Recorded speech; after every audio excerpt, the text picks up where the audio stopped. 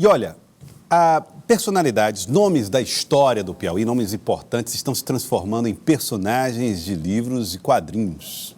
Um trabalho muito bonito que está sendo feito por um grupo de pesquisadores que são, em parte, também idealistas e que transformaram as suas ideias e os seus trabalhos nisso aqui. Ó. Deixa eu mostrar para vocês. Eu estou aqui ao lado do Dr. Leandro Fernandes, ele está aqui comigo, e eu vou mostrar aqui para vocês esses trabalhos. Ó. Aqui tem esse livro do Mandu Ladino, Índio e Herói Piauiense. Temos aqui Maria da Inglaterra, essas histórias contadas aqui também, e da Costa e Silva. Elas fazem parte de uma coleção chamada Gente Querida.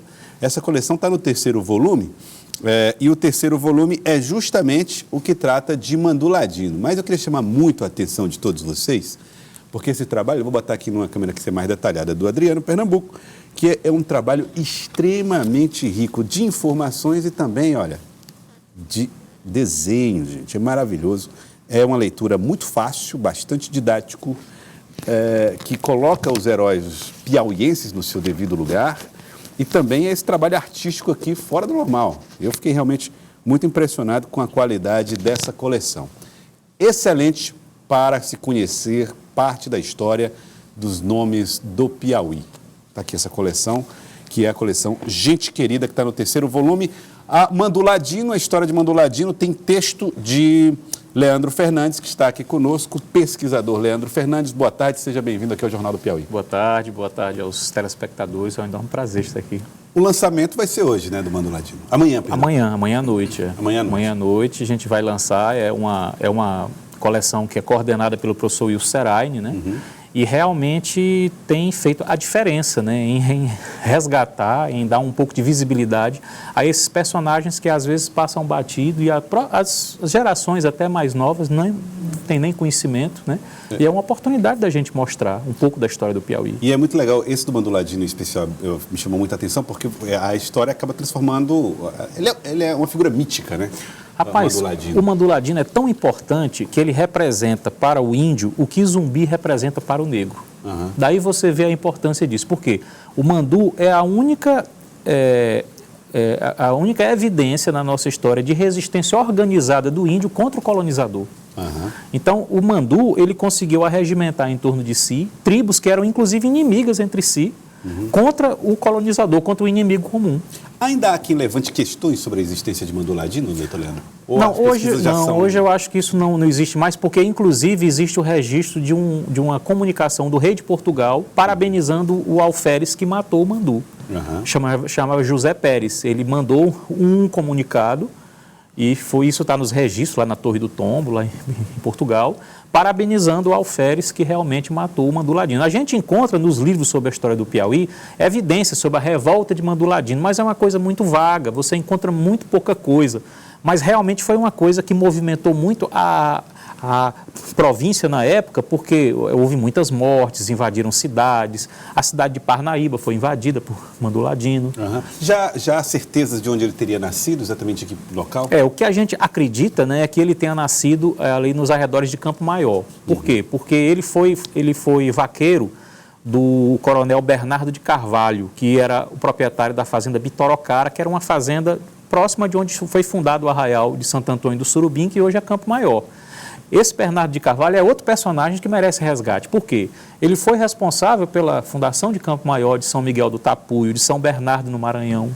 E é um personagem que às vezes passa batido e ninguém conhece, um personagem importante, né? Então o Mandu Ladino teria sido... Ele foi vaqueiro do coronel Bernardo. Uhum. Porque o que se sabe é que a tribo do Mandu foi dizimada pelo colonizador. A gente acredita que, por exemplo, o Piauí naquela época era terra de ninguém. Apesar de responder administrativamente ao Maranhão, mas aqui metia a mão Pernambuco, metia a mão a Bahia, a Casa da Torre mandava os seus subordinados para virem aqui dizimar as aldeias, prear os índios e levar para trabalhar na lavoura de cana-de-açúcar. Uhum. Cana-de-açúcar era o ouro branco, né, era dinheiro.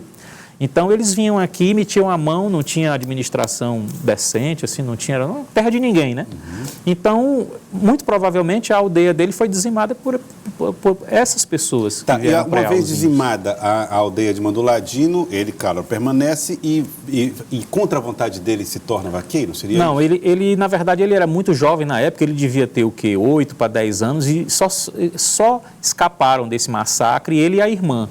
E eles foram acolhidos na fazenda do Coronel Bernardo.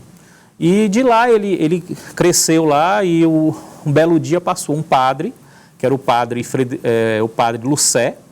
Esse padre era um padre francês que trabalhava, ele era missionário no aldeamento jesuíta na Paraíba. E ele levou o índio com ele, levou o Manduladino. O coronel cedeu o índio para que ele fosse.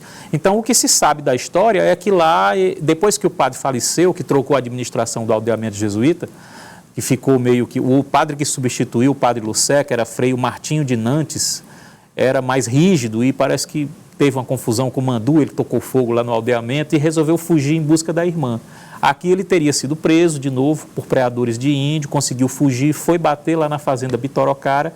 E um belo dia, quando ele soube da irmã morta pelas mãos do português, ele se revoltou. E aí ele organiza todo esse levante contra o colonizador, né? Então essa identidade dele como índio surge após toda essa trajetória. E é que ele realmente decide... Ele decide pegar em armas mesmo e de encontro ao colonizador. Inclusive, ele chegou a matar, assassinar o capitão-mor da província, que era a autoridade, entre aspas, mais importante aqui na província do Piauí, né? Olha, é uma história de violência, muito interessante e importante, porque acaba ajudando a construir um pouco da nossa identidade. Agora, doutor Leandro, se houver semelhanças, por exemplo, nesse levante, nesse ódio que cresce em Manduladino e o ódio que cresce nos cangaceiros, por exemplo, que é outra pesquisa que o senhor costuma fazer. Pois é, inclusive, eu tenho certeza, né, existe uma teoria feita pelo professor Frederico Pernambucano de Melo, que é um pernambucano da Fundação Joaquim Nabuco, que ele estuda muito profundamente o cangaço,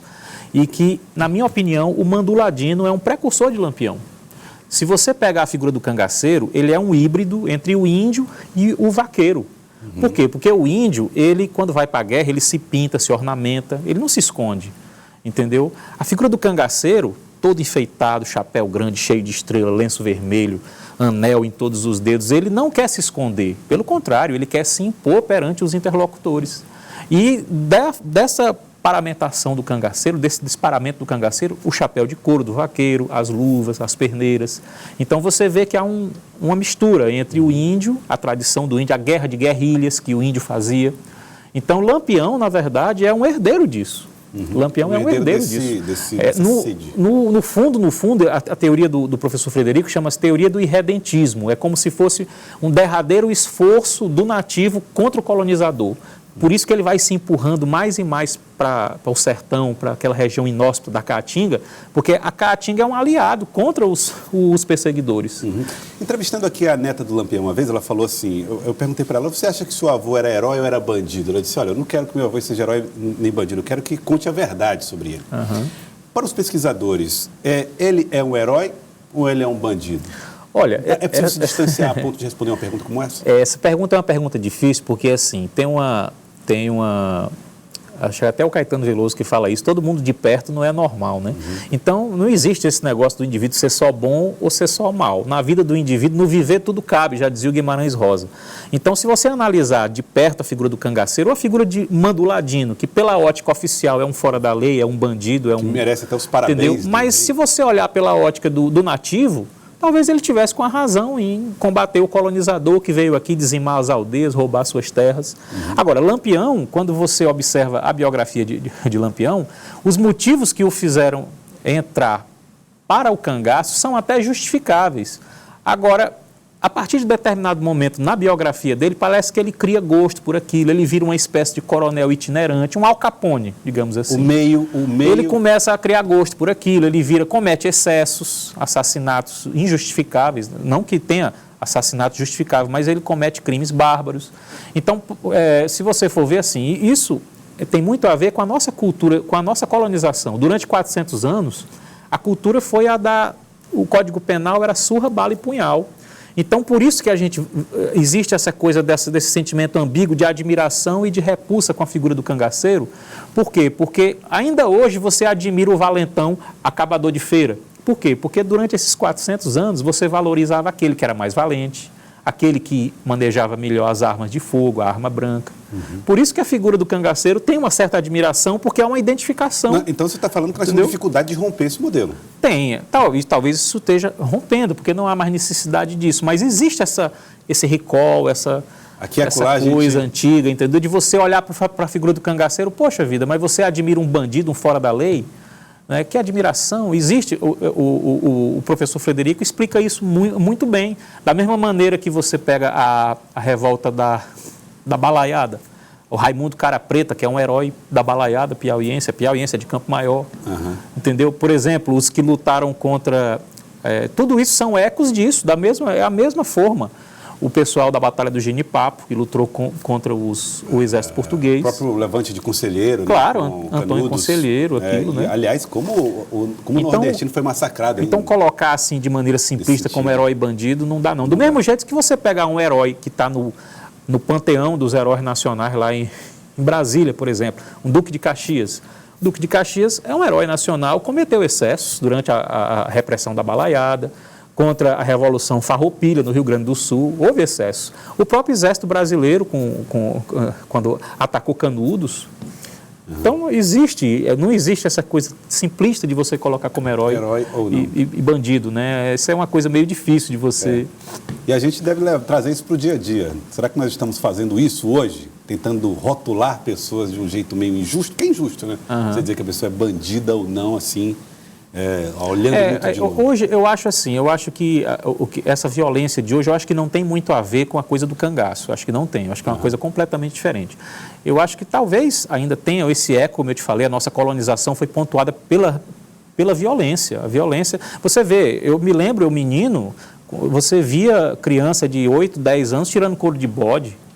Sim. Você via sangrando o bode, né? Essa cultura... Sem criar, sem nenhum problema de manejar uma arma branca, ir lá e sangrar o bode. Eu me lembro disso quando eu era pequeno. Talvez hoje a gente não veja mais, mas eu ainda via isso. Então, há essa proximidade, até porque não existia o Estado de maneira muito presente. Então, por exemplo, se alguém fizesse mal a um parente seu naquela época, você era instado socialmente a revidar.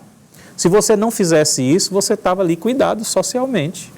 Você estava desmoralizado, você não ia conseguir fazer nada, ia ser ridicularizado. Então, você era instado moralmente a revidar.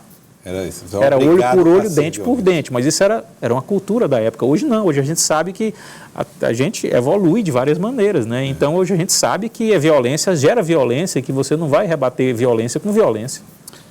Doutor Leandro, prazer recebê-lo aqui. Poderíamos conversar horas ainda, mas o tempo não nos permite. Mas aqui, ó, o lançamento acontece amanhã do livro que conta a história. É um quadrinho, um livro-quadrinho que conta a história de Mandu Ladino. Isso precisa chegar nas mãos das crianças, hein, do Piauí. Isso precisa chegar, isso é uma necessidade que nós temos de colocar isso nas mãos das crianças para que elas possam ler sobre quem foi Mandu Ladino. Achei muito singelo, inclusive, a homenagem que vocês fizeram a Anfrísio Lobão. Pois é, porque, na verdade, rapaz, essa história ela não tinha forma, né? Quem primeiro deu um formato a isso foi o professor Anfrísio Neto Lobão Castelo Branco, que fez o romance Mandu Ladino, que 2006, é um romance excelente. Né? 2006, né? 2006, por aí. Foi. Aí ganhou essa homenagem com um quadrinho aqui, ó, desenho do Dr. Anfrísio aqui ao lado do Wilson Seraine e do Dr. Leandro. Tá aqui, exato. Muito legal.